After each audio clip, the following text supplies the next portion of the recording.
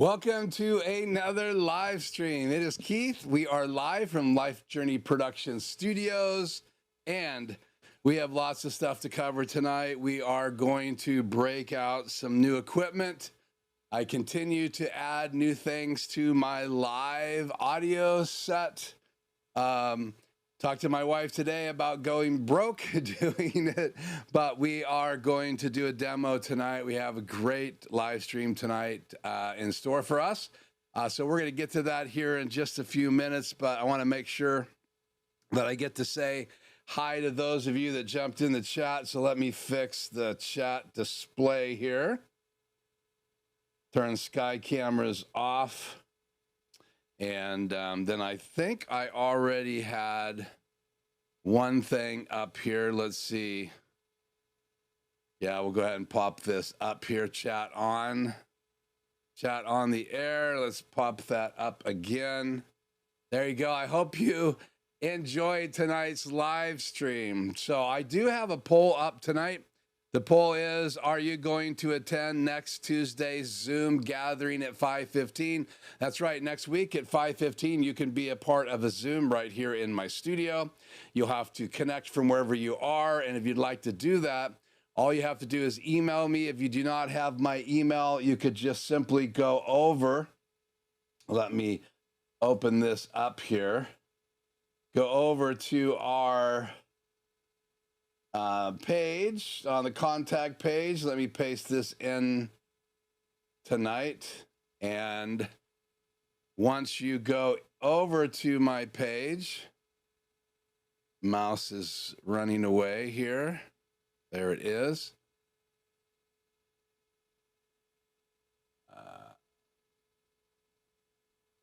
Bring this over just for a second here.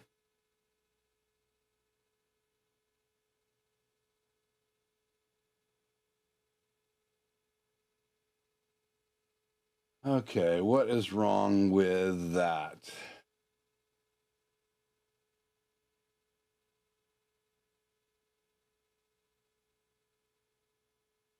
Can't post anything in my own chat, so let me fix this.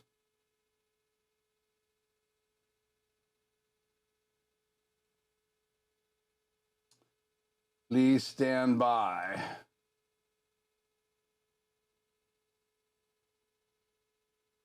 We'll pop this chat out again so I can see it over here. Not sure what happened just then, but so there is the link to my channel, and then that start page looks just like that right there. So you just fill out the form in the very bottom and let me know you would like to attend next week's Zoom. We're going to have a 1-hour live stream, and then we'll pop out for a quick break. If there's any last links I need to grab and send people invites from next week's Tuesday night 1-hour live, then we'll do that. And then at 5:15, we'll come on a Zoom call together. You can meet other people here from the channel, get a chance to tell everybody else what's new in your world. If you have any new gear, any exciting news. So you can do that. You get a chance to be face-to-face, which you don't get to do here. You see my face, but you don't get to see each other's face. So if that interests you, then go use that link. I'll put it in the description tonight as well. Later tonight, you can fill that form out. If you already have and you already told me for this particular Zoom gathering, then you'll get an invite. But if you haven't told me, just because you attend here on the live streams frequently, that does not mean I'm going to send you a link. Because I want you to let me know if you're available next Tuesday at 5:15. We'll be on for about an hour. I have a 6:30 meeting in my house. So we'll be going from 5:15 to 5:15. So 1 hour live followed by a 1-hour Zoom gathering. It's not recorded. It's not live.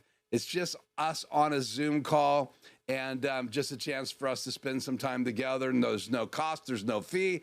I'm not promoting anything, but I hope that you guys would join me for that. So, okay, now let's do this. Let's say hi to everybody here so far in the chat, and you can answer that question. The poll tonight, are you going to attend Tuesday's Zoom gathering at 5:15? And right now we have 6 votes, Half are coming, half aren't. That's perfectly fine. But I hope to see you there. And maybe you'll join one of our quarterly Zooms when you have time. So Hank popped in earlier and said that he was going to join us at 7 p.m. his time. And you can see he's on Eastern Daylight Time right now. So Hank, shout out to you for joining us. Chris said, hey, all. Let's see. Hank says, always count me on the Zoom meeting, so I will send Hank a invite. Sounds like he's back. I hear double music. Thank you for that, Grish. I was able to fix that double music. It was my laptop playing back through my Rodecaster Pro into the live while my music was playing from my HyperDeck. So thank you for catching that and not letting me ruin the whole intro tonight. Okay, let's see. Grish gives me the thumbs up that it's been fixed. Hank says it's fine here. Yeah, because I think by the time Grish said that, I caught it. Maybe before you jumped on, Hank. Who knows? Juris, good to have you, Gary. Juris Design, hi to you as well. Let's see. Good to see you, Joe. Tech for Fun. That's Joe. So thank you for joining me. I am doing well. I went to the doctor Thursday night last week, Thursday morning last week. The doctor said emphatically, it's been 9 weeks, Keith. They did x-rays. It says that my ankle, those of you who don't know, I broke my ankle in 2 places, had surgery a week later. That was 9 weeks ago.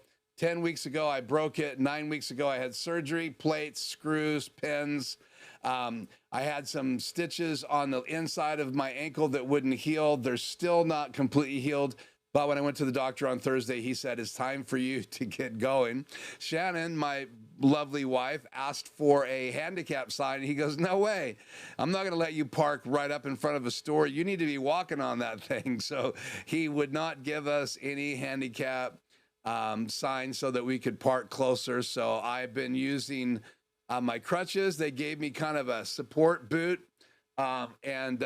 Anyway, so I've been walking on that foot. I've put at least 50% of my body weight on it. I'm not anywhere near comfortable yet to shift all my weight over, but I've been doing probably hour or 2 hours a day on it, or more average since that happened on Thursday. So hopefully when I go to my first rehab appointment on Thursday, rehabilitation, therapy, whatever it's called, I will be ready for that. That's this Thursday in the early afternoon. So thanks for asking, Joe. Joe says he likes having the audio mixer over my shoulder in my shot. That's cool. Okay, thank you, Hank. I've now hit the record button, so it is recording. I rarely do anything with these videos. I just upload them or actually we do live up on YouTube and they're saved on YouTube. But thank you, Hank, for reminding me. I do normally record the same thing you guys are seeing, so it is now recording just a little bit late in the stream tonight. Gio Walker, good to have you. You're going to watch. That's awesome. VOD.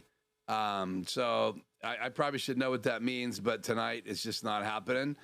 Well, we have Dave from Australia here. Before we kick the bucket, it's morning in Australia. It's good to have you here. Hope your trailer is traveling and your vehicle is traveling. And if you haven't checked out that channel before we hit the bucket, go over and check that out. And I do have some news in the future, just not here yet. Shannon and I purchased something together that may relate to that channel before we kick the bucket. So if you want a clue, go over and watch that channel and see if you can figure out what Shannon and I may have purchased, which we have not received yet. We're waiting on it. So that's all I'm going to say on that. DJ Ware, it's good to have you. You're saying hi to everyone. I like the mixer and the shot as well. Okay, well, I have that table there. We're going to be over on the table today I'll talk about what we're going to do tonight here in just a minute when we get done saying hi. Chris says voting to permanently keep the mixer on the shot. Video on demand. Well, guess what? You can vote. And if this is a kind of a democratic type live stream, which the only way to find out if that's true, then you'd have to have a majority of you say you want that on my desk, and then we'll see what we do. I've pivoted the channel just a little bit to include live audio only because the reactions have been really good. The clicks on the videos, people seem to be interested. Subscribers have gone up. I don't want the channel to be completely one-dimensional on like live streaming tech, black magic design. Many of you guys know I kind of major on things like the ATEM Mini Pro, the ATEM Mini Extreme ISO. I do consulting. You can get a free 1-hour consult if you've never used it before by filling out that same form over on my contact page on my website. And there's already a link in the description, or actually in the link in the chat tonight if you want to do that. So offer a 1-hour consult because I do consulting here from the studio, try to help people out with live streaming tech. I have another church that's invited me to go help them get their live streaming tech set up. That's clear up north of Spokane. So we're trying to schedule that. Obviously, my foot comes into play. So anyway, before we kick the bucket, I've done 2,000 miles and only covered a small part of the country. Wow. So a lot of people may not know who you are again. So put your name in the chat. Because that's important. So go over and check out that channel. And 1,000 miles in Australia is not much, my friend. So, Grish, I'm going to be in Newport, Washington when I go up there. Not sure when. We were talking about next Tuesday, but I have the live stream Tuesday night, and I can't do... I mean, I could do the first half from up there and take my laptop and do a Zoom from my laptop. So we'll see. But that was the invite to go up Tuesday. And so we'll see if I want to do that or not, because I do want to still live stream. And I already told this client that that would be a priority. But we're still not sure if he has powerful enough internet for me to live stream, but I could take up my ATEM Mini Pro, use my iPhone as the main camera, and then give you guys a tour around that church to show you what we're trying to accomplish there. They're currently streaming from an iPhone, and they want to take it up the next notch. They're also putting up TVs. This little church has never had any TVs or video inside the building. It's really a traditional church, but they have decided themselves that they want to move forward with technology. They want to have words on the screen. They want to be able to play videos. They want to be able to have other events there. They already have pretty good sound system, so we're going to talk a little bit about that. So obviously, because if you're live streaming remotely, you don't necessarily need a soundboard like this. You could just have a microphone, a wireless microphone plugged in. I have the Rode Lav mic in my pocket tonight. Not the Rode Lav mic, but the Rode Wireless Go 2 right here in my pocket. And I have another transmitter and receiver right here in the case. And I use this anytime I turn around. I'm not on my SM7B here in the studio, which we will be turning around here in a minute. So, so Dave had a different channel earlier. His name's now in the chat, as you can see. And he's now changed it to, before we kick the bucket, obvious reasons. You can learn about those reasons on his channel. So pop over there and follow he and his wife as they tour Australia they have a travel trailer and a beautiful vehicle. There's even some videos on his vehicle being mod. So go check that out. Pretty cool channel. I've followed David for a long time. He's a great photographer, and watched his videos, and he did a lot of portrait photography some video as well. And now he's pivoted his channel to do this tour around Australia, and he's got 2,000 miles under his belt. That's really cool. A-OK, not too far from here. So Grish is not too far away from Newport is what he's saying. Okay, so I want to talk about this new device. Let me bring the channel up here real quick.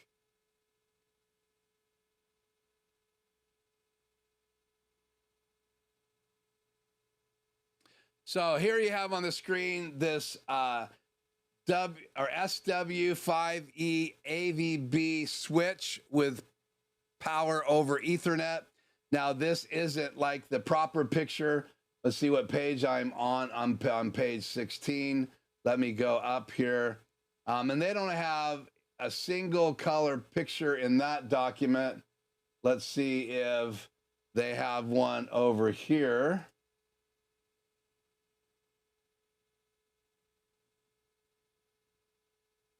Nope.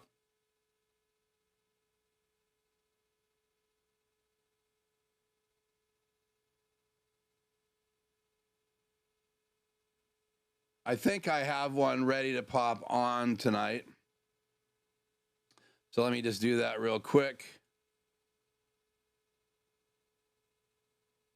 So it's going to pop over. Well, let's do this way. Let's go me and slideshow. And then that's the switch in my hand right there. This is what it looks like up close and personal. And so this is really designed to integrate in the Presonus kind of hierarchy. And the reason for this is you can daisy chain these devices with cables, cat cables, or the higher end cat cables. But this is designed to enable you to network them, so you could come from the Presonus board directly in channel 1 on this switch, and then you could go out from it to 4 other devices. And then if you go to the EarMikx devices, which look like this, which we're going to be hooking up 4 of them tonight, and we're going to be powering those 4 EarMixes, 16m's, with this new switch that finally came in the middle of last week's live stream. So my 4th EarMikx arrived, and I have, because I've been buying them as I can scrape up the money, I just ordered another one today, and we'll talk about that later. So I'll have 5 total. But with this switch, I can then power 5 of them and not use these little power supply. So if you're on a stage, you have to power the power supply, you have to send a cat cable to the EarMikx. And so if you have that ability to power them over Ethernet, then you can lose these. Now, I don't want to lose these. They're going to go in my bag. I ordered a bag. It came yesterday. I'm putting it together. I have a space in there for 5 of the 16M EarMixes. I don't think 5's enough, but 5 is what I have the money for right now. I would like to get up to 7 of those eventually. I got myself up to 5, so that's just ordered today. I don't know when it'll arrive. I'm not sure it'll be here by next Tuesday or not, but anyway, so I could lose the power cable, power supply, if I have the ability to power those devices over Ethernet. So, and rather than show you a picture,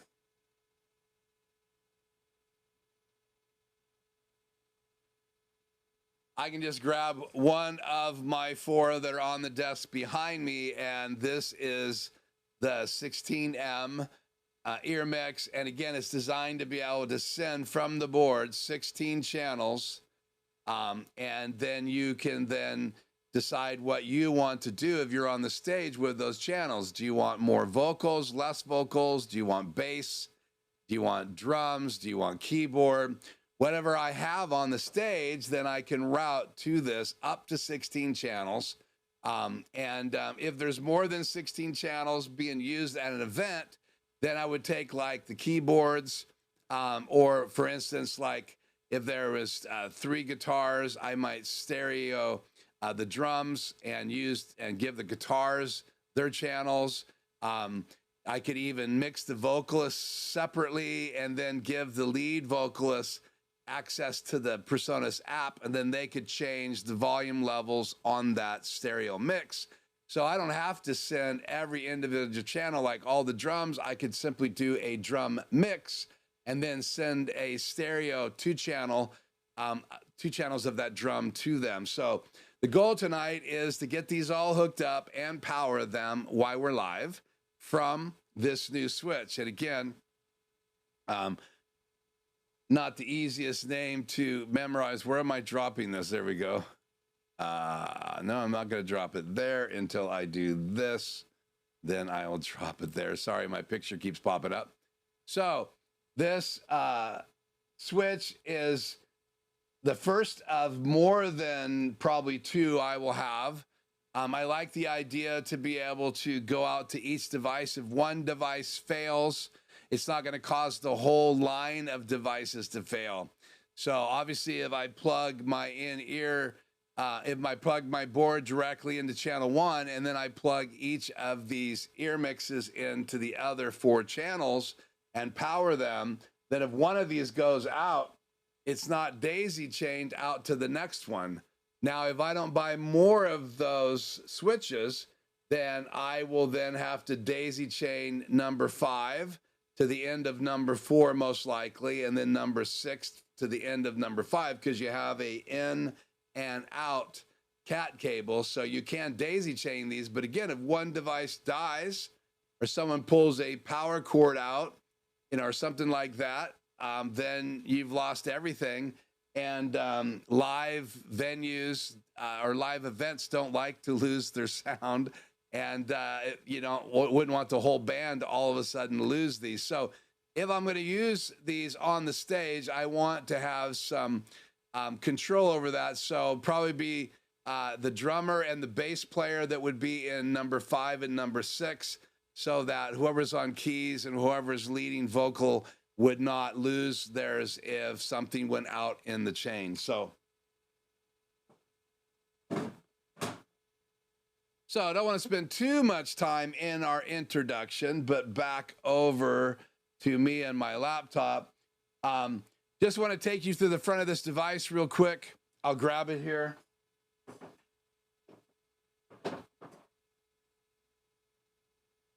It's right here in my hand, and we're going to take a look at it on my desk here in just a minute. But before we do that, let's just run through this little schematic here. Get a little closer to that. So one is the link activity. These LEDs display a link and the network activity for the associated AVB network. That's what the network is called that PreSonus uses. It's not just PreSonus. That AVB networking system has been around for a while, just basically a networking protocol. And so it basically says, if there's no connection, it'll be off, this first row. If it's solid, cable is connected to the associated port. Rapid flashing, network activity is active on the associated port. And then slow flashing, the connection is not capable of audio transmission due to a faulty cable. That's really important to know that, because it might be a faulty cable. I'm purchasing extra cables just in case, because we are going to be using these starting on the 12th of June at a tent event over in Pasco. So the next row of lights, two right here. Those are the PoE status lights. So that means power over Ethernet, sending power to the devices on the other end. So as I come out of channel 2 out to a in-ear EarMikx 16M, then this says these LEDs will illuminate solid if power is being drawn from the associated port using PoE or power over Ethernet. And then number 3, that is the AVB link port. So that's where I would come out of my PreSonus or out of one of my digital snakes, which is probably how I will be using this. Probably the smartest thing to do would be go directly to it and then out to my stage boxes, but I would need more of these switches in order to do that. And so that is coming. Now, I paid at reverb.com And I'll pop this up. This is not a sponsored channel, but this is reverb.com, and you can see all of these that they have available. A lot of them are new, just discounted. And you can see all the kits. Some of them from Reverb are going to be used, but I think I purchased the only used one. I'm just looking here. I don't see any used. You can see right here, brand new, brand new, brand new. And I'm in the category new and used, but I purchased those, mine with tax and shipping here for $418. So they're not cheap. And, but if I want to go that route, then you obviously have to pay the price. So, okay, back into this diagram real quick. So then you have in this, oh, not that one. Let's go to this one. Then you have 4 are the outputs going to power devices. And then you have a PoE switch. It's blue, PoE on, white, PoE off, hold to toggle. So basically, let's go to number 5. The power switch indicates power for the SW5E as well as whether PoE is enabled or not. By default, PoE is enabled. To toggle it on or off, press and hold the power button for 3 seconds. So I can actually disable power over Ethernet, so I'm not sending power down a line to some device that doesn't need power. So the switches are pretty beefy, and I'm not a networking guy. I'm only studying to learn how to use this Presonus gear. So I don't look like a fool. I'm studying. So let's see. So that's the EarMikxes, and you can see the back of those devices as well. So you have headphone out, line right and left out, aux in, so you can add an auxiliary in. I talked about this a few weeks ago. AVB in, and then AVB out. So again, like I said, you can daisy chain these, and then you have a power supply input right there, and that is for the little power bricks. And then you have an on and off button, and that's the back of the device. You can see the venting, and then I kind of covered this 16M a few weeks ago, so go back and watch that video. But you can see you have global settings where you can store presets, and you have 16 buttons so you can store and recall 16 presets. You have the ability to link channels into stereo. Obviously, you'd have to go in groups of 1 and 2, 3 and 4, 5 and 6. So as you're getting things set up on the board for your output mix channels, you want to keep that in mind. So if you're going to have a keyboard, you're going to want to put the keyboard somewhere in that chain if it's going to be stereo. So you wouldn't want to put it on 2 and 3 because you can't link channel 2 and 3. You'd have to have it on 2 or 3 or 4, 5 or 6, 1 or 2, because those are the channels that you can actually link with a link button. Then you have a solo and a mute. And then you have all of the different controls. You have a small EQ built in, a limiter, a volume control, and then you have the settings to be able to send it out the back outputs for line out. So you could have this on the stage. They could have their monitors, their in-ears plugged into it, but you could also have monitors coming out of it. So you could turn one of these over to the lead vocalist, and then they could then mix something for the front of stage that they wanted, so they could lead really well, so they could make the background vocals a little bit less, mix the instruments the way they want to, and the monitors would duplicate that. So the other 2 people could just be listening to the monitors up there, and you could use that to have a monitor specifically for vocalists, or 2 if you wanted to give them the right and left out, which would be better for, like, if you're doing stereo keys, it's going to sound pretty incredible on the stage if you go right and left out, just 2 separate monitors, okay?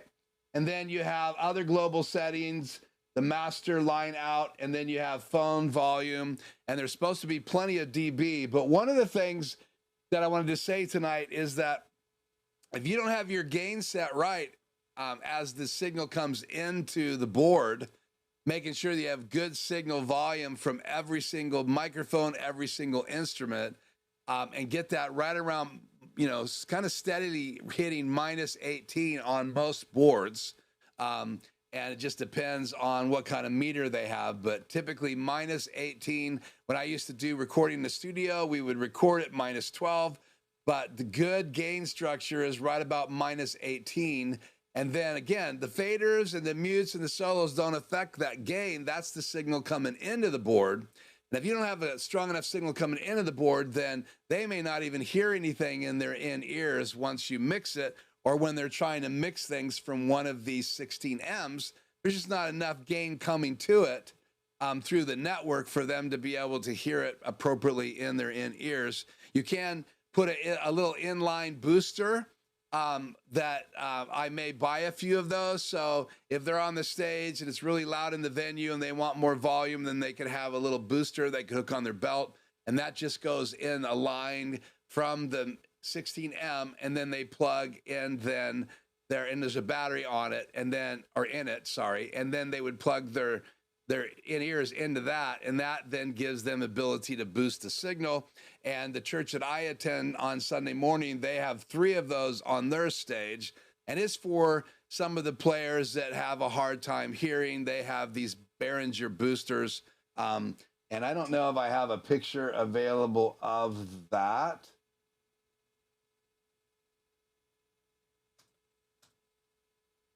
And it's not just Behringer that makes those.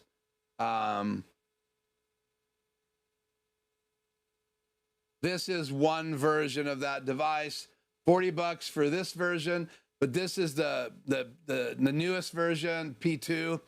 The one that they were using at my church are the P1s, and they're less money.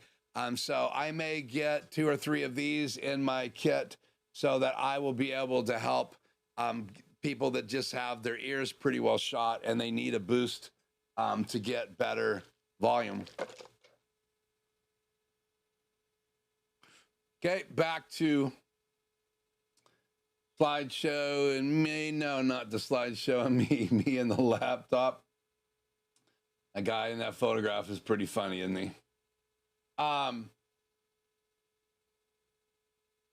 So here you kind of see the diagram. Now I'm going to have 4 tonight, but I wanted you guys to see this, and then we're going to bring the switch on camera.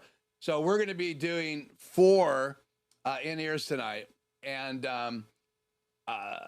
it may not be the best scenario. I may not do that at the venue. I may have one of these, like channel 1, go out to one of my digital stage boxes, and then that stage box link over to the other one.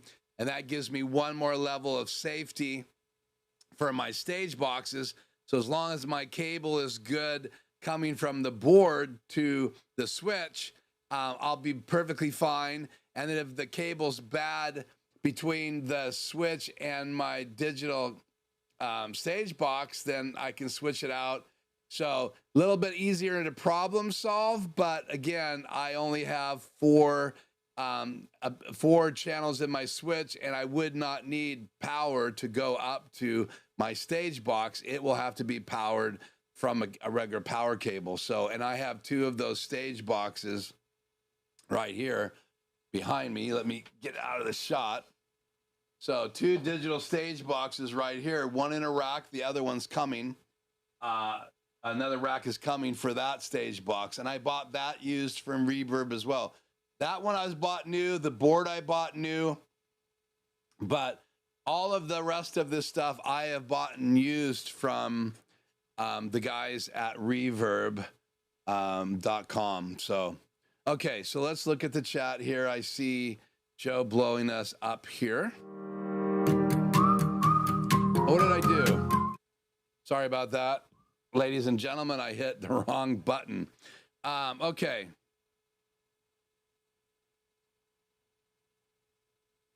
Just catch up here in the chat.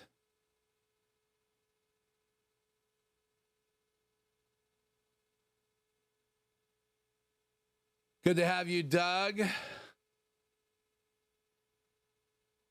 Yeah, it is really cool, Joe, not having to daisy chain. It's a safety feature.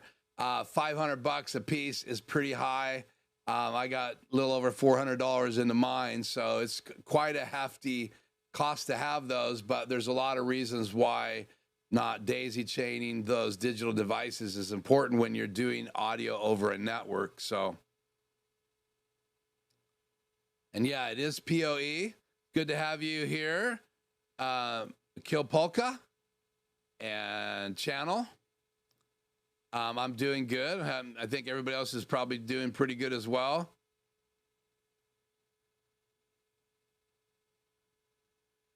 Do you have to do any audio isolation to hold down the bleed over? I'm assuming, DJ, where you're talking about like audio treatment. In my studio, obviously, I don't have any audio treatment really. That's why I'm using the SM7B. It's pretty directional. If I go to this microphone, picks up a little bit more room, quite a bit hotter than my other mic. So this wireless microphone on my pocket right here, or in my pocket, gets a little bit more room noise. So I'm assuming you're just talking about reflections that come off the walls. And in the venues, when we're doing live sound, we really don't do any treatment. You just got to hope that you can EQ your monitors and your mains to get rid of any really bad frequencies that are bouncing around. That's why it's really important to go into those venues, get your equipment set up. If it's indoors specifically, you want to do some EQing. There's some really cool new devices that will EQ the room for you and give you options of how to EQ it. But maybe we'll purchase one of those down the road. But most of what I've been doing lately has been outdoors. And so it's not that complicated. Now, I do mix sound every Sunday night now inside a venue that is a square box and concrete floors, and it is not fun to try to mix inside that room. And we set up the sound every week. It's a lease, and then we take it back down again. And been working with gear, training some sound techs out of that facility for our tent events. So that's a small building that we can do training, showing them how to use the Presonus. A couple other boards that I have access to. One's just an analog board, no effects or reverb or anything built in. So I like to train on that so people know what a basic analog board is before we take them to a digital board, which has even more levels of complication to it. So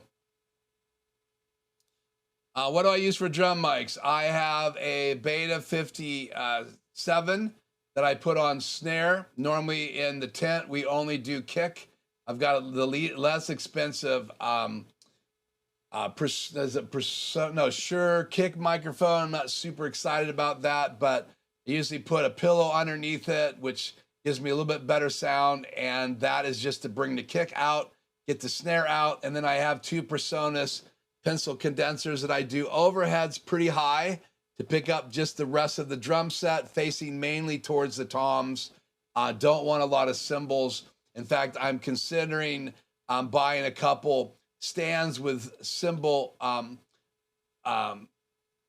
It's like these plastic discs. I don't know what they're called. You put over the cymbals so they don't penetrate to those overhead microphones, so I can pick up the toms and only get a little bit of the cymbals, because they have a tendency to just make the recording sound horrible and the live speakers sound horrible. So no tom mics yet, though I'm considering doing one overhead mic for toms at the next tent event, because I don't have the covers for the cymbals. So having a mono over the toms so that I could bring up the toms in the house if I need them may be one of the options. Even thought about a real tight stereo pair facing into that area of the kit, and keep away from the cymbals that are outside. So yeah, there is an AVB over to go to Maddie device available. So just check out Presonus' site. They do make one of those. I think it's like $400.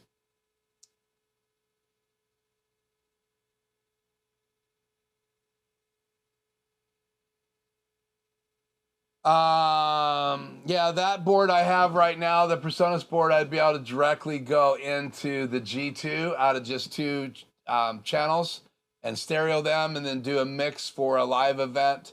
I might change from the Rodecaster being the main device and only use it as a music playback device with the effects and stuff like that, and go to the Presonus in the studio if I ever remodel and get a G2 as my primary streaming device, again, because it has 2 XLR inputs. And so you could just simply send a right and left stereo signal to it from the board, and then just do a mix out of 2 of the linked outputs on the board. So, okay. Joe, I'm going to table some of these questions just to catch up here. Yeah, soundproofing for live events. Well, you do have those discs. Let me see if I can find those real quick.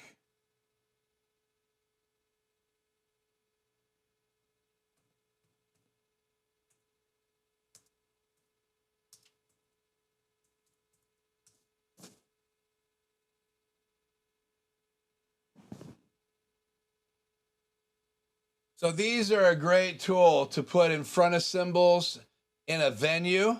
So if you don't have a drum surround and you're just trying to cut cymbal sounds coming into the house, you can stand these up in front of the cymbals between the house and the cymbal to cut them down.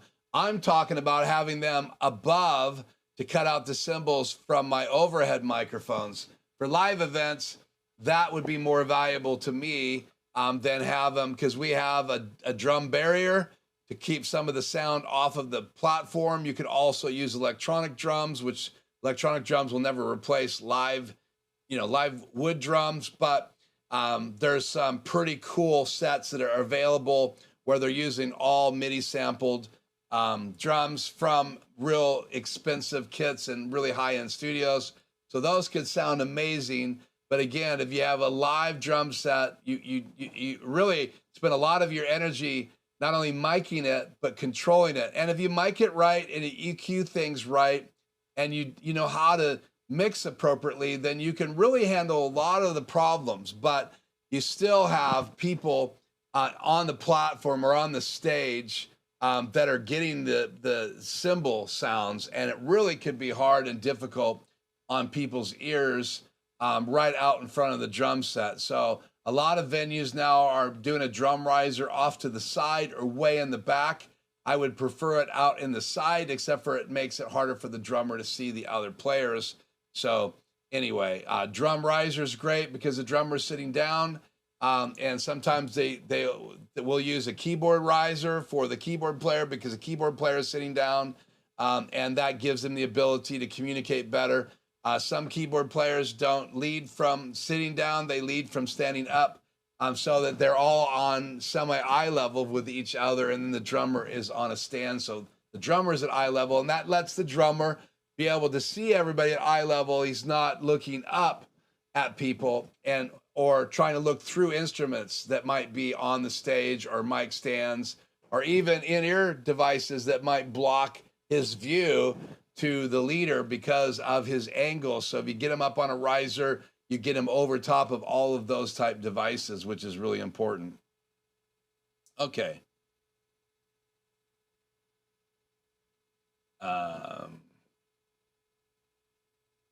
Yeah, that's the one I have.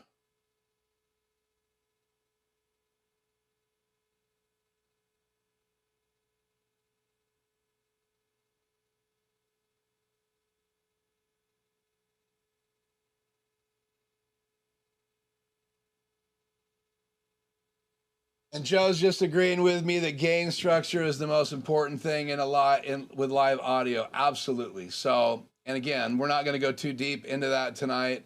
Maybe you, Joe, you and I can have a face-to-face and talk later. You've probably actually know more about live mixing than I do, because I did most of my mixing inside a recording studio, where I was just mixing music after I've already recorded it.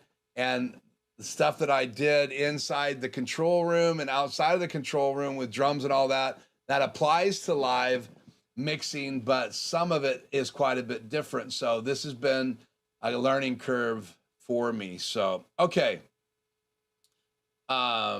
let's do this. Let's get into what I want to do here now. Let's see, do I have, yeah.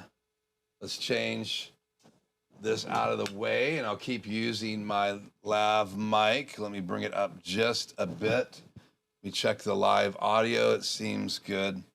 Okay. Which one of these do I want here?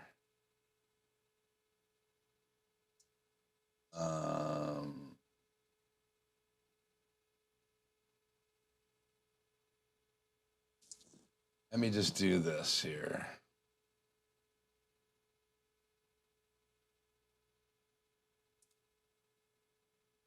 Box 2.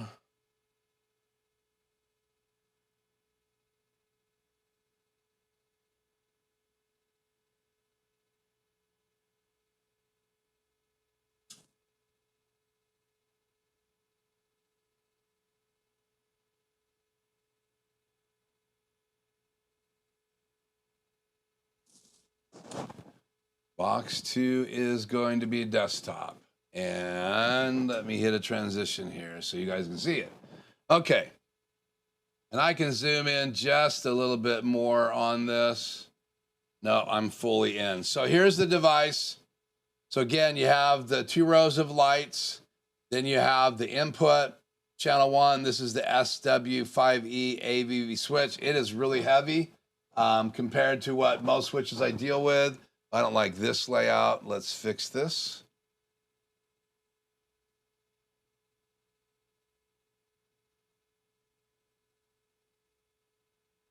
Much better. So 4 outputs.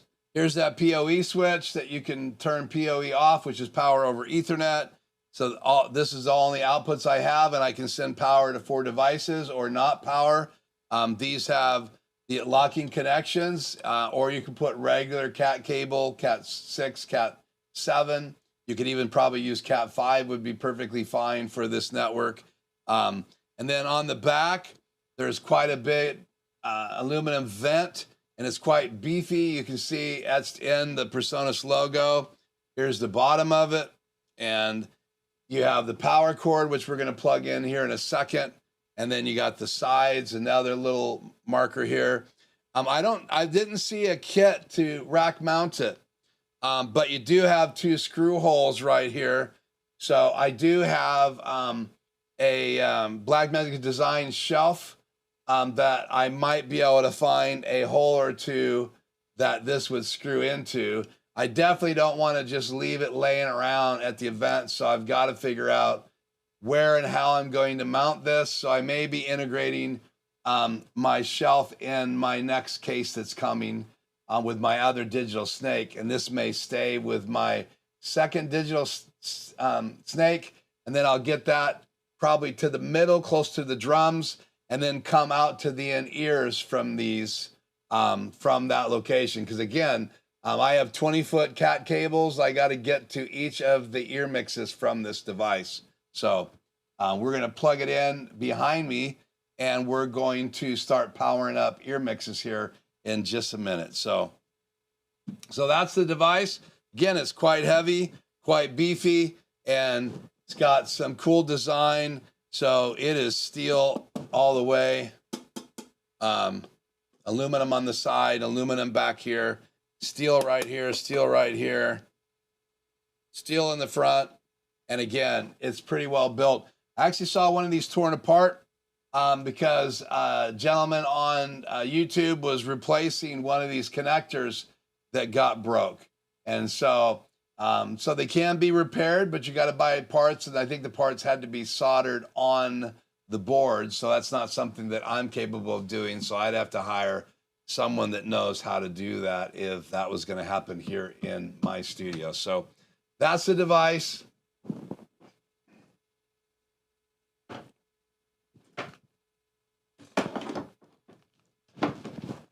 So I'm going to hook up my phone, and we're going to turn around.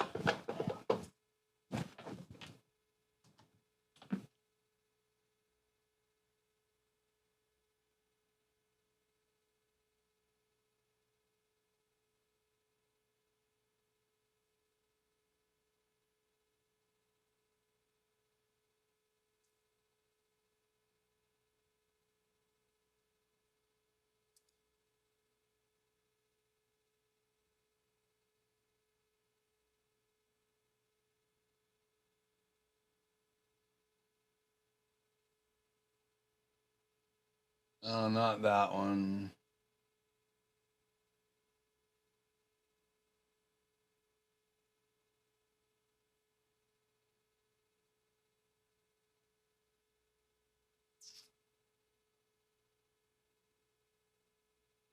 That one will do.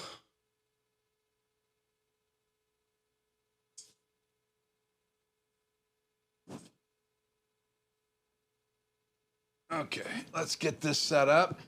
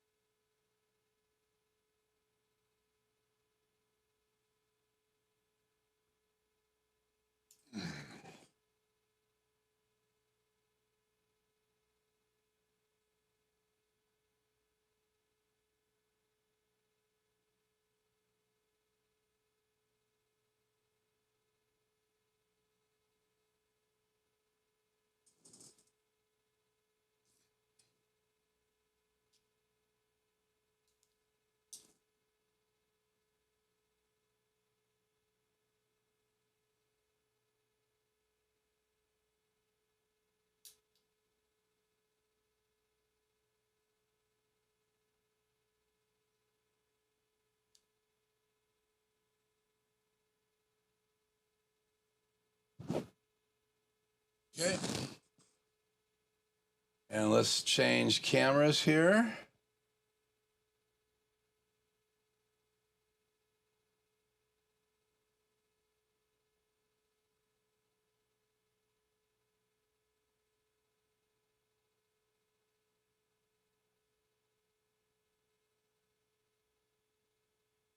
Cool.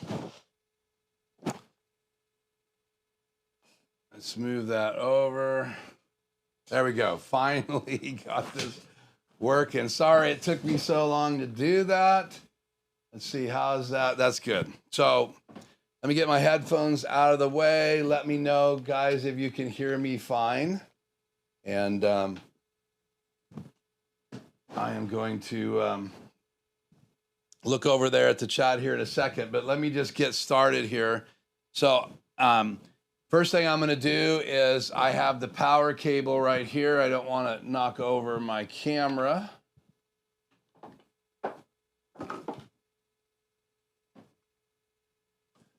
I got the power cable for this. We're going to plug that in. Just going to take that back. So this is going to be all of the power that we need right here. And I've got that plugged in right there.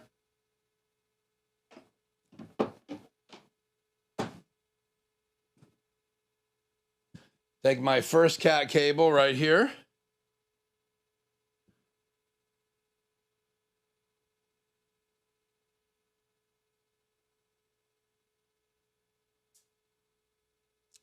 We're going to plug it in channel 2.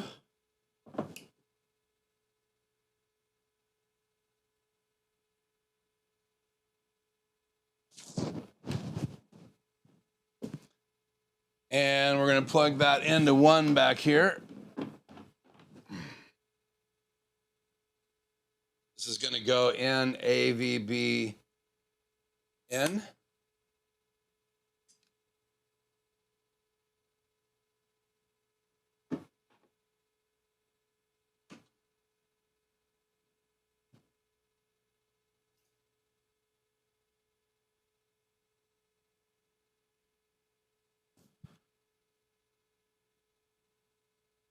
Got cable number 2 goes in 3.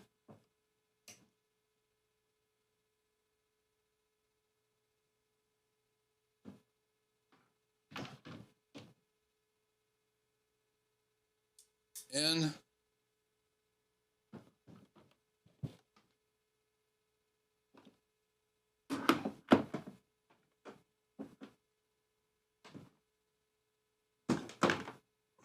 Oh, that's slack that way. Okay. The next cat cable is going to go into I didn't leave myself any slack on this one, so let me unwrap it real quick. Get out some slack here and here. I'm going to rewrap it real quick.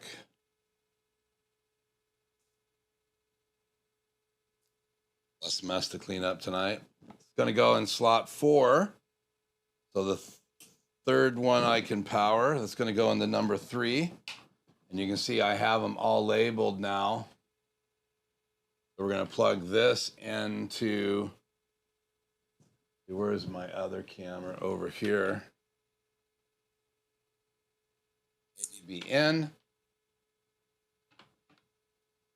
Then the last cat cable that is going to go to an EarMikx is going to go into 5. And hook this real quick. Get some more slack.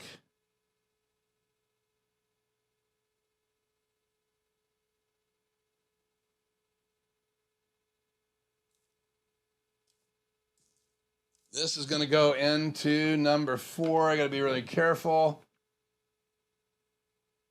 because it's underneath my camera.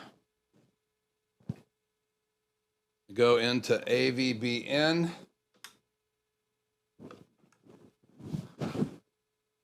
We're going to reposition this camera for a second and set that back on the table. And then underneath it,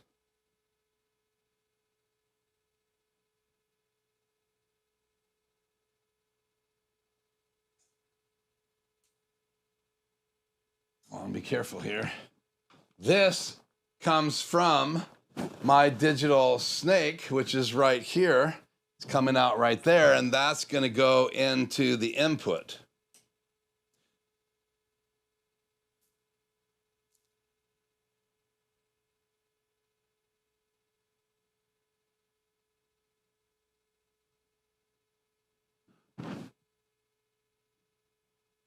Powering them on. And they are linking up right now.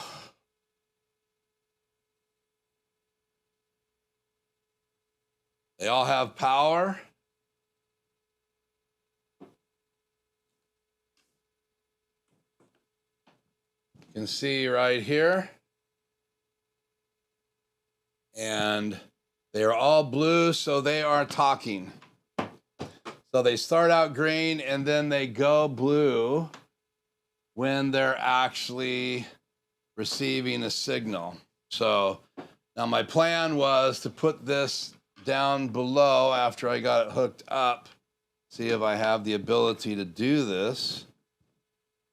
Probably not. I got the cat cables in the way, so we'll just leave this on the desk. And then I have my headphones plugged into one of them right here. So let me grab my headphones.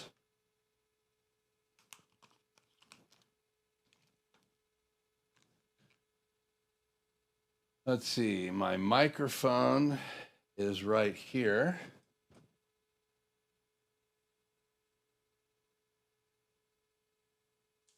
Check, check, check, check, check.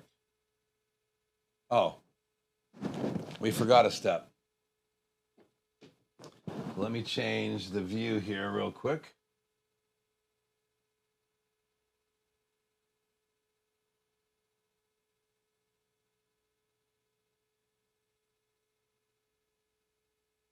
Okay, there's the board.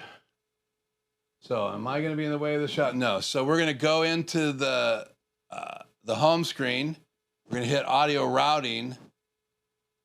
EarMikx setup, and there's our in-ears.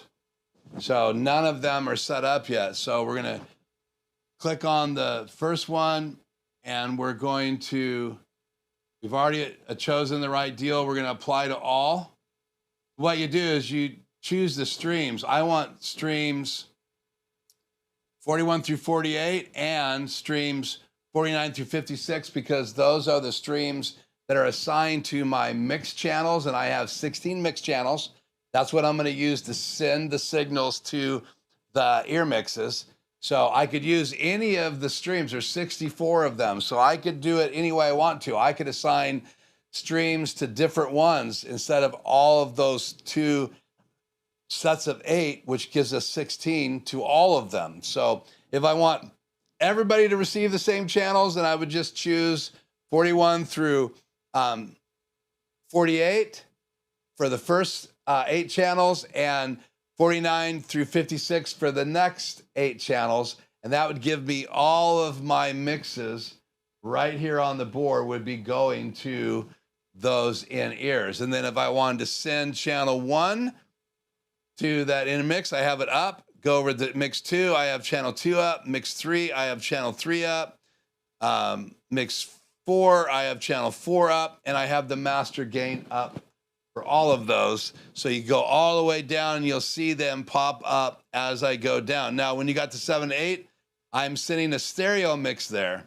And the reason for that is I set up a key channel so that I could send that to the board. But as we go down here, you have another stereo channel here. That's for the computer laptop that we're going to use at the event.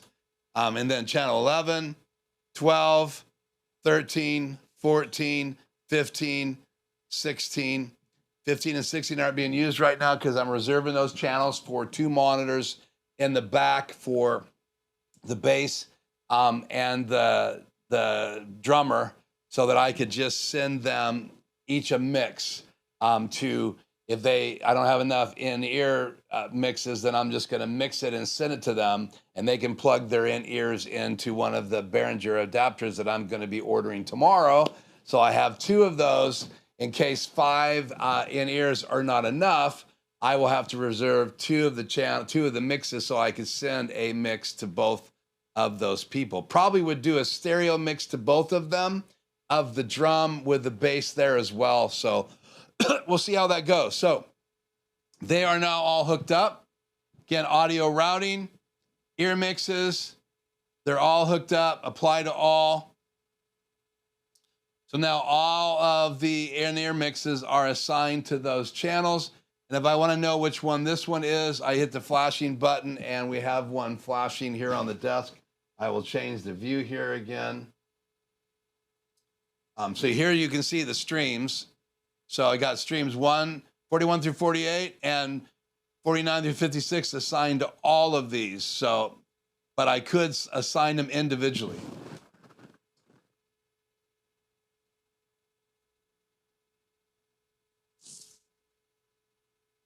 Forget which one is the wide shot. There's the wide shot. So then if I go back to home, go to audio routing, AVB input streams, I have all of these streams set up for my stage boxes. Here are my 2 stage boxes right here.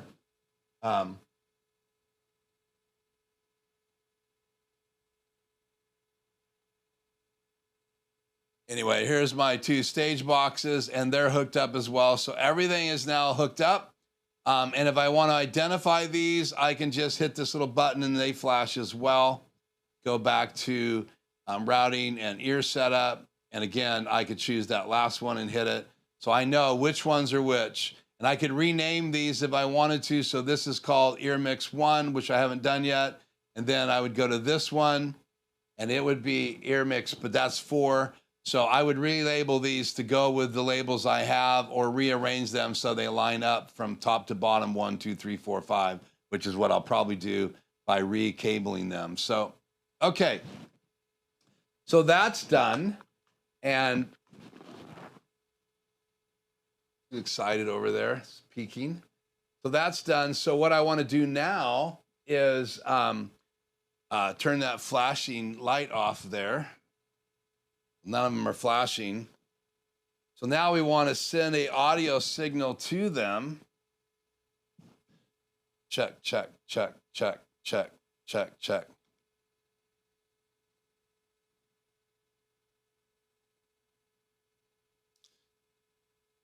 Go to main, unmute. Check, check. So they are now all receiving this microphone, and I want you guys to hear that as well. So I'm going to give you the audio from the board. It should come in now.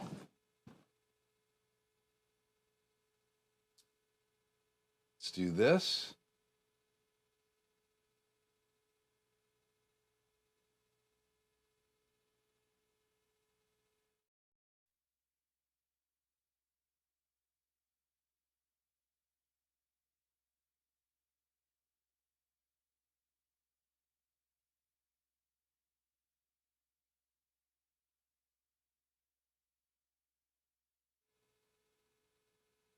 Did not see that signal come through. So let me, oh, because I haven't hooked it up yet. Go figure. Okay, I have another step here.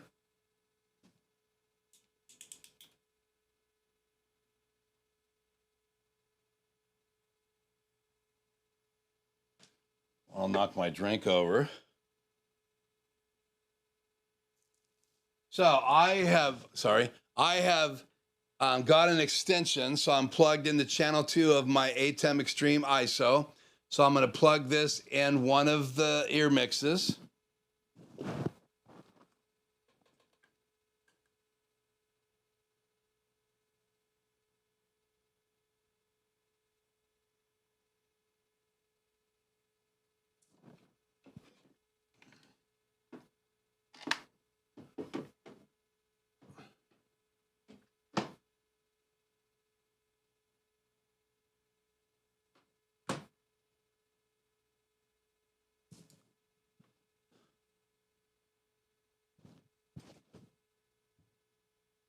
And I've got to get this cord loose here.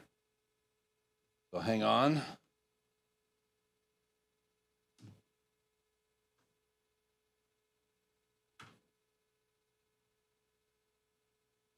There we go.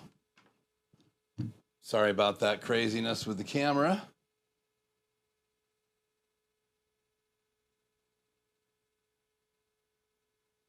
Okay, check, check, check. Really hot. Check, check, check, check, check, check, check, check. Channel 1, let's bring the volume down. Check, check, check. Testing 1, 2, check. Testing 1, 2, check. Testing 1, 2, check. Testing 1, 2, check. Check. Testing 1, 2, check. Testing 1, 2, check. Now that's super low. Sorry, I got to bring the gain up. Let's crank that up a bit right here. Check, check, check, check, check, check, check, check, check, check, check, check. Testing 1, 2. Now keep in mind the preamps of the ATEM are not great, and so I'm not getting a super hot signal right now coming into the live stream. And you might be getting a buzz, but I wanted you guys to hear coming directly from this EarMix. So you're actually listening to a signal coming through the EarMix. Sorry, my voice is really low. I'll try to talk a little bit louder because I'm looking at it. So, and it's peaking here. So double check my gain like we talked about earlier. Gain looks fine. Let me bring it up just a little bit more for tonight. Check, check, check, check, check, check. Testing 1, 2, check, check, check. And it's actually peaking in the phone line, but it is not on the live stream. So now I'll mute my mic. So you're not hearing me only through this microphone. So you guys are literally hearing me through this microphone. Let's adjust this camera a little bit. Sorry. So you're hearing me through this microphone, and there you go. I was going to play some music as well, so let me put this microphone down.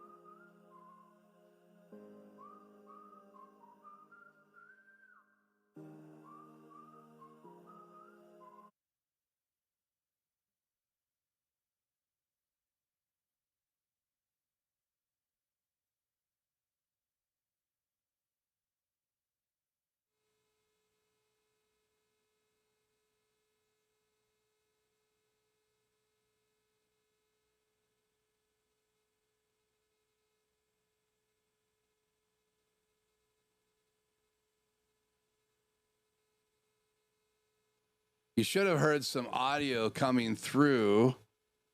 So let me know in the chat if you guys heard very faintly my intro music. Again, it's playing from my channel through an iPad into the PreSonus board. I don't send that volume out very hot in some of my videos, so that's why you would not have heard it. But you should have heard that microphone coming through the headphones and one of the EarMixes, and you should have heard some very quiet intro music, which I have the license to, and that's why I played that music. Now, obviously, if I had a CD player at the event or I was playing regular music from a playlist, I would have the gains maximized and all of that. But for tonight, just throwing it together, all doing it live. I did not rehearse this, so I wanted to plug and play it all together live for you. Now, one thing I do want to do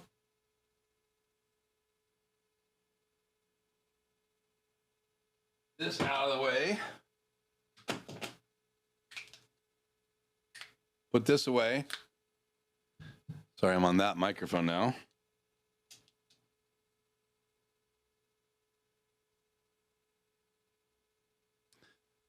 Switch to this camera and give you guys a quick desk tour. Switch this camera around.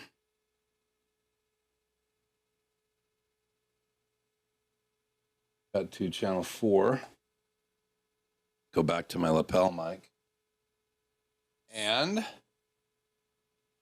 so I was sending you guys tape, and I have my iPad down here coming through the tape channel. You can see that this is all lit up. Lets me know that they're all connected. It's blue. Got blue lights on each one of these, letting you know that they're communicating all across the board. Then if I go over here to channel 1 and unmute it, tap on the microphone, you can see the signal coming in channel 1 right here, and the audio levels going up and down. And as I talk, it's picking me up from afar. Go back over here and mute it. And I've got live audio. So I am coming audio routing, remote IO. I have 2 of the digital snakes. That's stage right. That's stage left, and they are blue, and they are connected. And then if I go back to home, to audio routing, the EarMikx, I have all 4 of the EarMixes live, and they're all being powered, and none of them are receiving power from one of these. They are receiving power from one of those. And so again, if I had another one of these, I could do 4 more EarMixes and power them and not have to have any power cables laying on the ground. So as you can see, it's pretty cool. You guys seem to like to have this gear in the shot. So there it is. And I hope you guys are learning a little bit about digital audio, remote controlling these devices. I can bring up the app as well on the iPad and control it from it, because the iPad is a part of a wireless network here, and I create a wireless network when I'm at live events. So that right there, guys, is 4 EarMikx 16m's to 16.8 stage boxes. They are all communicating via cat cable, and none of the EarMixes have to be powered now other than from the cat cable from the switch. This obviously has a power cable, and both of the stage boxes have power cables. So trying to cut down on the cables on the stage and have another EarMix coming, which will have to have a power supply and be daisy chained off of one of these until I get another one of these switches. And that's going to be a while because the account is dry, and with my ankle break, I haven't been bringing a lot of money in, so I have just been burning through my savings because I have these events coming up and I need to have the sound ready to go. I was at a meeting last night with the people that are having the first tent event, and I'm going to be actually having people on 2 stages. So it's going to be quite fun for me. So let's put that camera away, go back to the main camera and back to the main microphone. So I don't know why I like to do these things live and put myself at such a risk of failure, but I have a pretty good record of pulling these live events off. Also wanted to say that in the meantime, a lot of my headphones I've had for a while, and so these are my Sennheiser HD280 Pros, and I ordered some new earpieces and put those on because my other ones are totally wore out. And if you don't believe me, that's how bad they were in the studio. And so I never replaced them. Now I do have my newest pair right here of M50s, which I really love. These are hooked up into my Rodecaster Pro. My older M50s right here, which are ready to die. And they're pretty wore out and cracked. Don't feel great on the ears. So these are plugged into my extreme ISO so I can listen to make sure the audio is going out for the live stream. And they hang back there. And then I have another pair of M50s that I was using tonight to be able to listen to make sure that the EarMixes were receiving a signal. So again, spent a lot of time while I've been recovering from my surgery and on this product, learning how to use it. And so I hope that this has been an interesting live stream for you all. I'm not sure why that's happening. Probably because of this. So let's just catch up here in the chat. Joe was asking some questions. Joe says, sorry for the many questions. No, don't be sorry, Joe.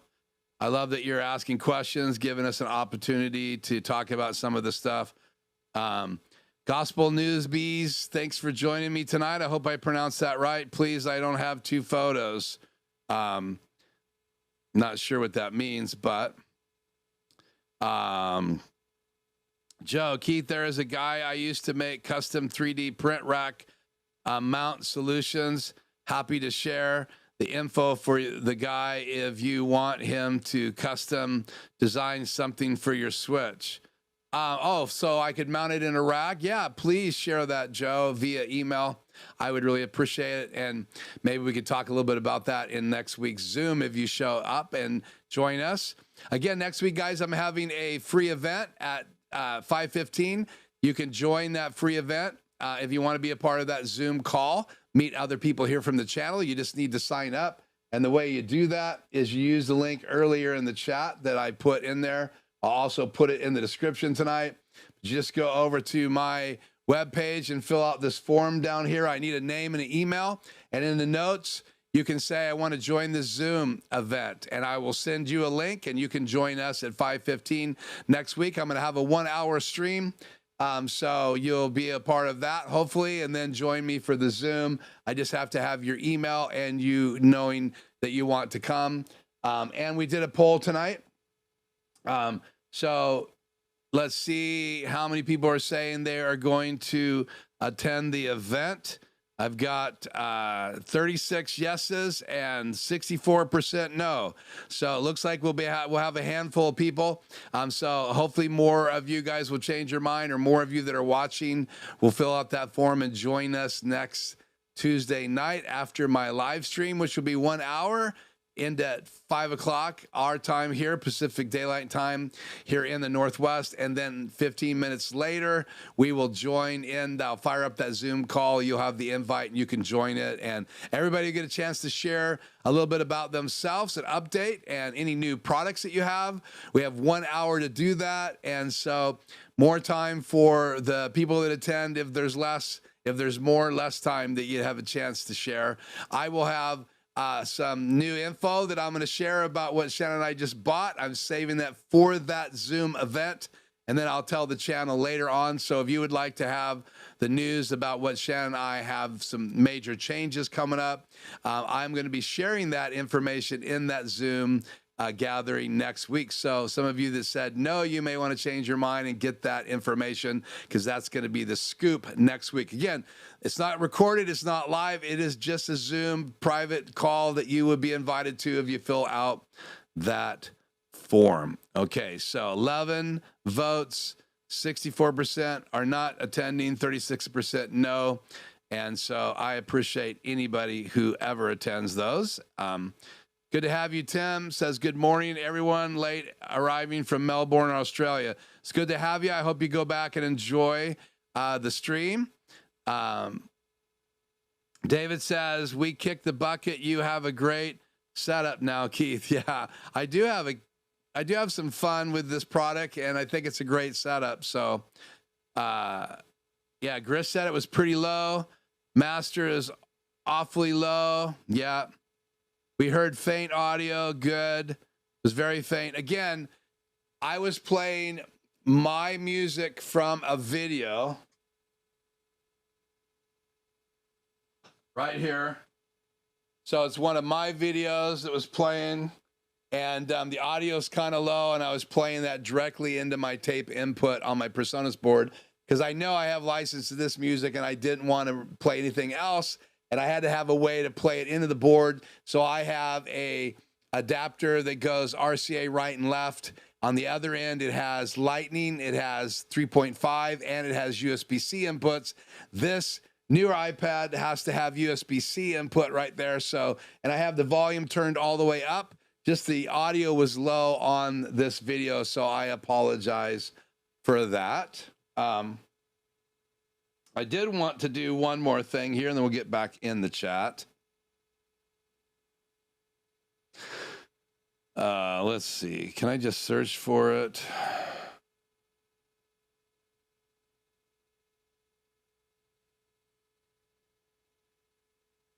Universal Control, the app. Tap on my board here. And then here is the remote solution to be able to control the board. So when I'm ready to go up, and if I have monitors on the stage and I want to mix the monitors, I can go up and use the app.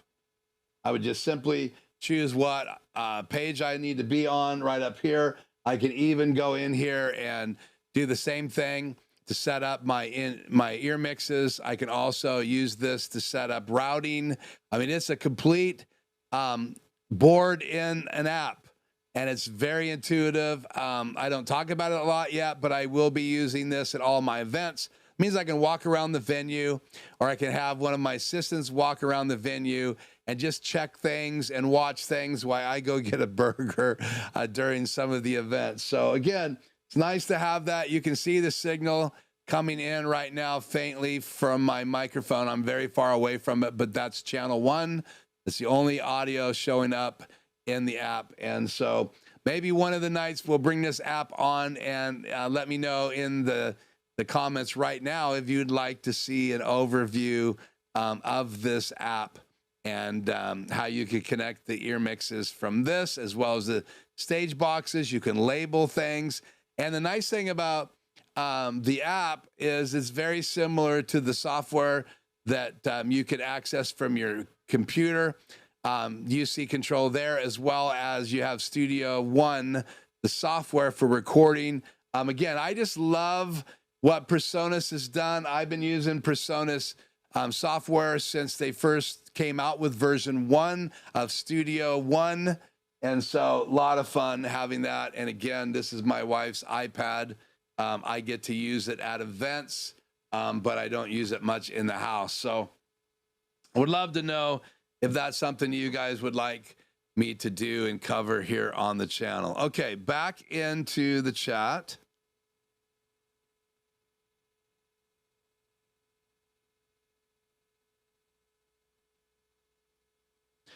No, I was sending, yeah, let's see. Yeah, part of the reason I had the master fader where it was, Joe, is because I have 2 monitors over my shoulder in here, and I didn't want to get feedback. So I didn't have time with my broken ankle to get up and disconnect the monitors. I could have just pulled the cables, but maybe that's why it was a little bit low.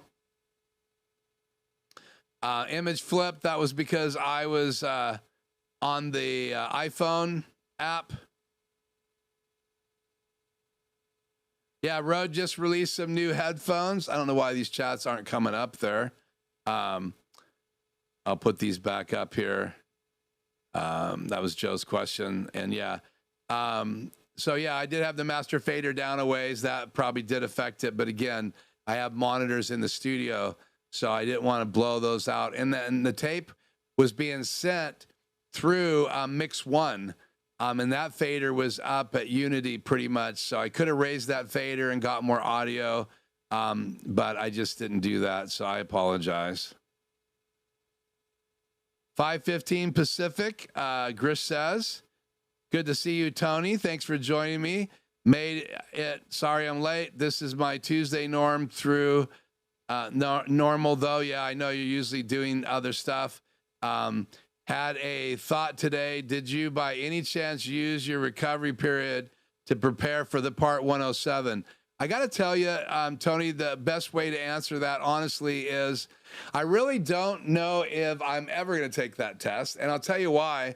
There's so much changing right now with drones, and there was so much scuttlebutt about them being able to be used or not, and garbage going on with the US and China. And I have the DJI products. I have a number of their products. I didn't know what was going to happen with that. So I did not use any of that time, though I had lost my notebook. Could not find it when I was looking for it about 8 weeks ago, because that was on my mind. When Shannon and I were cleaning out the garage this weekend, I found the book. I have a little binder that had that in there. So even though I'm kind of on the fence, I do want to start doing that study again. And I apologize, guys. That was over a year ago. I just don't know if I'll ever do any professional drone work. I haven't had my drone out in over 6 months. Usually it's my son-in-law and I who go flying. And so it's been mainly just a hobby. So I don't know, Tony, if I'll ever get certified. But I did find my book on Saturday as Shannon and I were going through the garage. So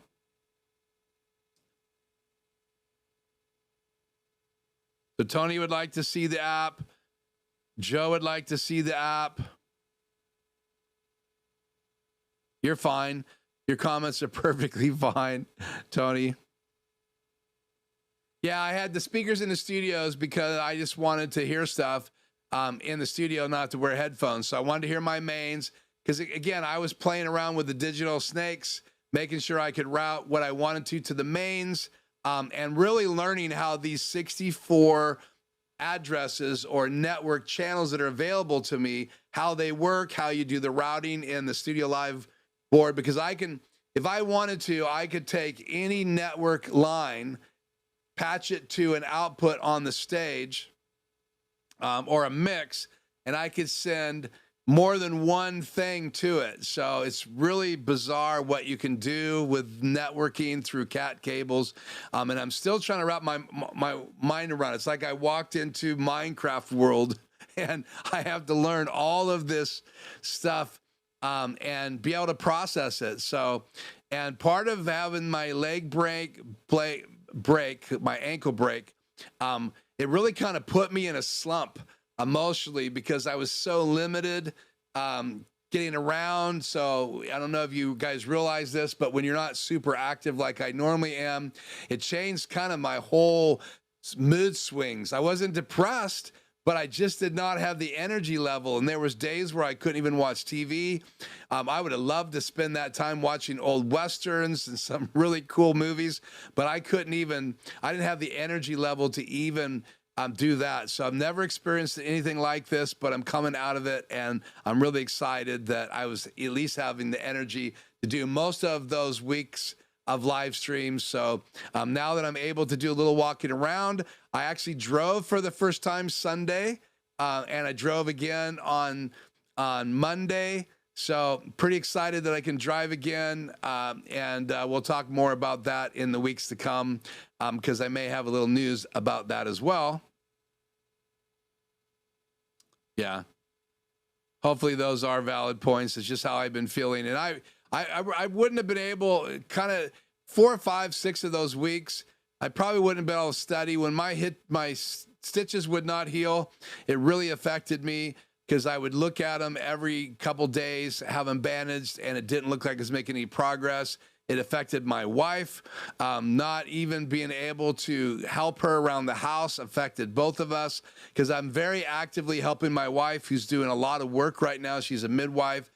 She's been the primary breadwinner as I made the transition into Life Journey Production Studios. I do events and I do have money that comes in. I do consulting, but a lot of the work that's been being done in and around the house has been in her business, and I do a lot of the behind the scenes things and helping her, and I haven't been much help. Plus, she's had to chauffeur me everywhere, so I actually got to go to my own dentist appointment on Monday morning and drive my SUV on my own for the very first time in over 10 weeks driving. In fact, I was in that SUV when I broke my ankle, not inside it, but I had drove it. That was the last time I drove it until Monday. So 10 weeks or more went by from the last time I was able to actually drive my SUV. Actually, I drove it Sunday home from church, drove it around a couple times on Sunday, but I had people with me. I had Shannon with me. The first time I drove by myself was Monday morning, had to go out to the car in my crutches, drive, then come back. So quite exciting to be driving again. Yeah, I fly it. I love flying it. I just haven't done it in a while. Obviously, I haven't done anything in the last 10 weeks like that. I should have sat on my back porch and flew my drone. The idea never crossed my mind. So maybe I will fly that drone tomorrow. It's beautiful here in the Tri-Cities, which is Richland, Pasco, Kennewick. I live in Richland, Washington.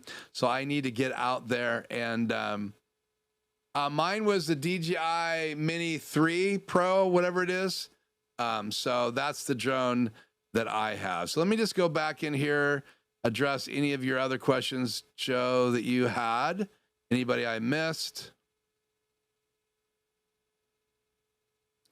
Again, if you want to join me for next week's Zoom, just click on the link in the chat. I'll also copy this and paste it in to the info on this video. So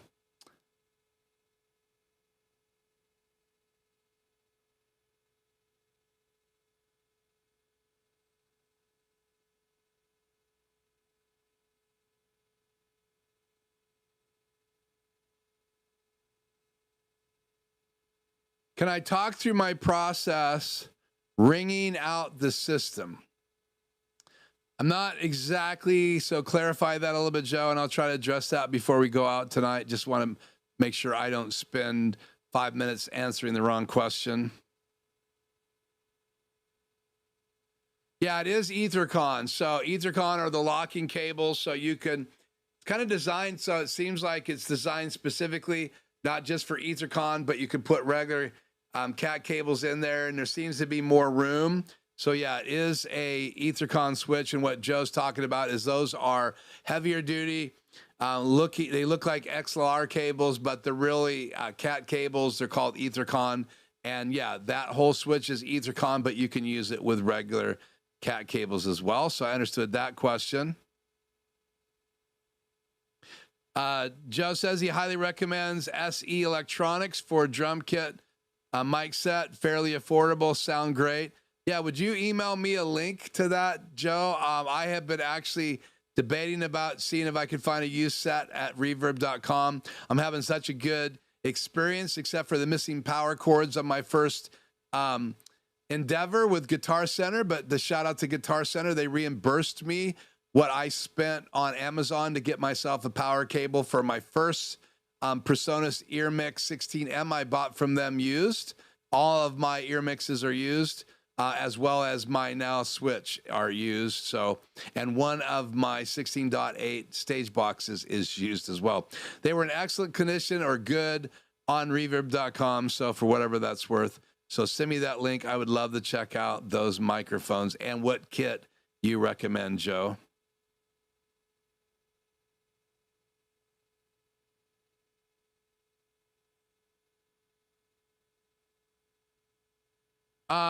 That's a good idea. I'll have to look into that. So Maddie into the new G2. So my Studio Live console, they have a MADI converter, so you can go from AVB to MADI. And Joe, you're suggesting that I then could come into the new ATEM Extreme ISO G2, and that is a great idea. I hadn't thought of that, so thank you.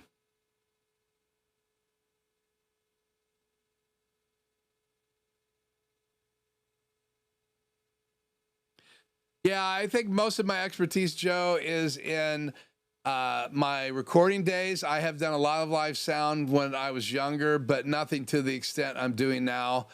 Very little experience with high-end digital boards until I bought the Presonus board. The board that I used when I used to travel and speak with a buddy of mine in high school assemblies and things like that years and years ago, we were using a JBL system, and we had a guy that traveled with us that did most of the mixing, but it was just a basic analog board, 3-band EQ, pretty simple stuff. I have a little 12-channel Mackie board that has some built-in effects that I have. I've kept that around. I also have a bow system that I borrowed from a partner of mine. I bought some of the equipment. He kept the rest of it. But he loaned me that bow system, and I haven't hooked it up at all since I borrowed from 4 years ago. So I had a friend that was doing some small weddings. He wanted to borrow it, so I figured if I borrowed it, it would be available to him. But by the time I borrowed it and called him, he had bought his own little sound system. So yes, I do have Ethercon cables for the switch. So I'm going to be going Ethercon from my digital stage box over to the switch. But the inputs on the back of the EarMixes are not Ethercon, which is kind of confusing. And why didn't they make everything Ethercon? But they actually ship those EarMixes with a little 1/4 inch to 3.5 adapter. I didn't get any of those, but the last EarMix I purchased today, it was showing in the picture, so I should get one of those. I need to buy some of those as well. So if people want to just plug in directly to the back of it and not use one of these extension cables, I bought a bunch of these extension cables. They go from 1/4 inch stereo to 3.5 female, so they could plug their in-ears directly into it. Or I could take one of those little adapters like all of my headphones come with. If I don't need this is 1/4 inch to 3.5, but these screw together, so I wouldn't be able to use these most likely with most people's in-ears. So I have 2 or 3 of these in my drawer all the time. Here's a gold one, but they're all the kind that screw together from the headphones that I buy from Audio-Technica, because I really like the M50s, the way they sound. So yeah, I'm sure I have some information I've learned over the years, but watching some of the things that you did, Joe, is pretty amazing. Well, I meant the EQing the room. Yeah, so yeah, that's probably a deep topic. Let's save that for another time. I just picked up an Ethercon coupler for $20 in case you need to go to a regular Cat 6 for Ethercons. Yeah, I looked for a typical adapter.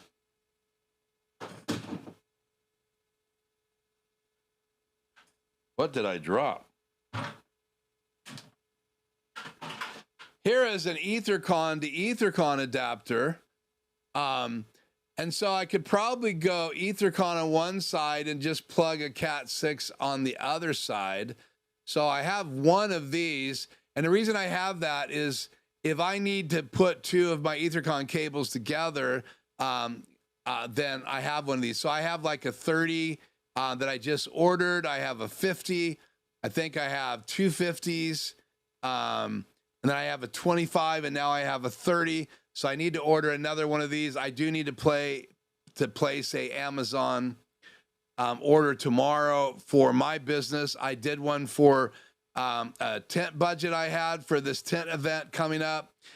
So I ordered some stuff for it. Like I ordered a Ori device that sends a signal to the TV on the right and the TV on the left through Cat 6 or Cat 7.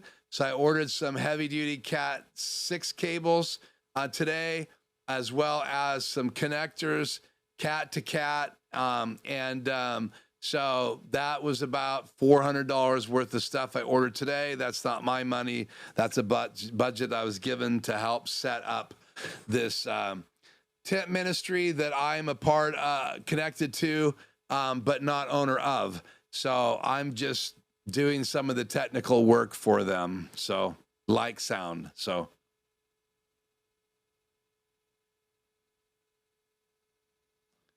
Okay. Think that's the adapter. Great little tool. I got the Newtwork brand. What is this? This is Seatronic. So SEETRONIC is what I bought. And I want to get a couple of these because it'd be easy to lose. So I'm going to buy a couple bags now. I have a bag that I bought. I'll bring on the live stream in the future that the EarMikxes, 5 of those will go in. If I buy 5 more, they'll go into another bag. There's also room in that bag for some of the cables that I need, like the cat cables. I also have these brackets.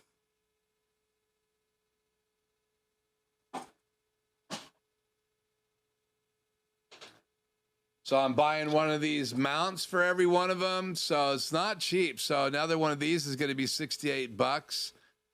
So yeah, every time I buy another EarMikx, I need to buy one of these, and I need to buy a 20-foot cat cable. So bleeding money right now. But those hook either on the top of a mic stand or on the side of any kind of stand. So this is important. It goes in my bucket right here where I keep my cables. These are great. And no, this is not sponsored by Home Depot. Yeah, I have a 1200 watt generator and then 30 amp generator, and I just ordered an adapter that goes from 30 amp to 15 amps, so I can use that for a small stage. So yeah, pretty much generator power. We have rods to drive in the ground for grounds, because that's really important with sound. And so yeah, most of these events now, occasionally, like in Othello last year, we were in the park and there was a kind of a area for vendors, so we were able to plug into a 50 amp there and bypass using our generator, saved us a ton of money in fuel. And then we were able to plug also, like our food area, we were able to plug into a 30 amp. And so I do have generators as well. And some of the venue I'm going to be at in Pasco, they said they have a couple generators. I'm going to go out and look at those, let them buy gas because they added a stage on me, and I told them that wasn't a part of my quote. But I will get some volunteers out on that stage, and we'll provide some sound for one of the evening events out there. Some rap artists are coming into the area, and it'll be a lot of fun. So we may use that 30 amp generator for that, or we may pull power off of their big shop. We'll see. Yeah, no, I'm not really advertising much. Most of what I get is word of mouth, and trying to focus on my consulting, trying to be semi-retired. So just the people I know are giving me plenty of work. So, you know, if I did 10 events a year, I would be ecstatic. And it can range from anywhere from $800 to $1,500 to $2,000 for some of these events. I'm doing some volunteering as well, but I do the tents because I purchased all this equipment. Our agreement is until I make enough money to reimburse myself for all the gear I purchased to help with this ministry, I'm going to continue to bill the people that invite us to come as a part of that. And then eventually I won't bill them anymore. I'll just get some money honorarium from the ministry as funds come in. So yeah, and they are inverter generators. So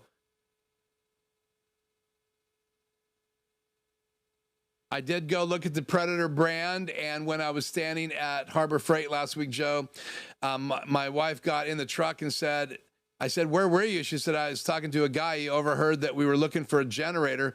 The only reason I didn't pull the trigger on a Predator was because it wouldn't fit where I was needing to put it.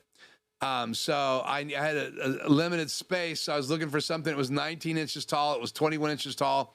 And so this guy walks up and says, I have a generator. And so he had a Champion generator he was using. He's like a motocross rider, and he was doing some motocross events, 3 or 4 a year. And he had this generator so that he could run his trailer. So it was perfect for what I needed at these events, 30 amp. That's why I bought the adapter. There are a couple 20 amp circuits on it, but I also want to adapt the 30 because the 30 will not have a GFI and the other one will have a GFI on it. GBP, it's good to have you.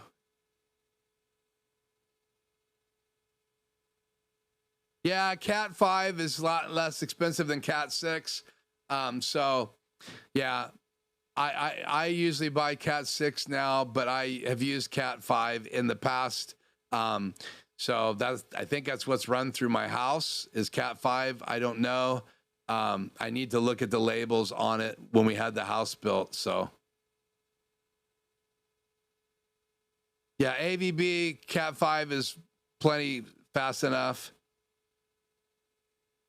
Yeah, inverter generator is good with electronics. That is for sure. Yeah, both of them are newer inverter generators, including the Champion that I purchased. I won't buy anything that isn't a inverter generator for that very reason, but thank you for that. So guys, that's it. I am done. I'm cooked. It's hot in here with all the electronics on. I will schedule another live stream where we'll cover the universal control app and maybe show you it on the laptop as well as the iPad.